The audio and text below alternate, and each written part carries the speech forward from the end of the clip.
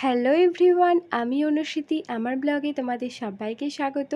এই ব্লগটা আমি স্টার্ট করছি শুক্রবারে সকাল থেকে। আর আজ সকাল থেকেই পড়ছে বৃষ্টি, মানে আজ সকাল থেকে নয়, কাল রাত্রিবেলা থেকেই শুরু হয়েছে বৃষ্টি। মানে অনেক দিন পর এরকম সারা দিন ধরে বৃষ্টি হচ্ছে। আমি স্নান টান করে ঠাকুর ঘরে পুজো টুজো দিয়ে তারপরে একটু মুড়ি পাঁপড় ভাজা এসব খাওয়া হয়েছে বৃষ্টির দিন। আর তারপরে আমি একটু সবজিপাতি কাটছিলাম। আর বৃষ্টির মধ্যেও মা বাপি দুজন মিলেই গেছিলো হাটে, ওই টুকটাক একটু সবজি এনেছে। আর আজকে বৃষ্টির মরশুম, তো সেজন্য একটু খিচুড়ি তো বানাতেই হবে। তো মা আজকে খিচুড়ি বানাবো বললো।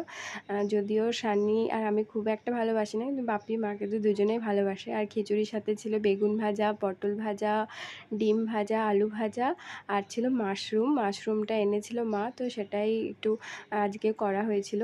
তো মাশরুম ভাজাও ছিল সাথে। তো তোমাদের বাড়িতে কার কার মেনু খিচুড়ি হয়েছে আজকে? জানি প্রত্যেকে প্রায় বাড়িতে খিচুড়ি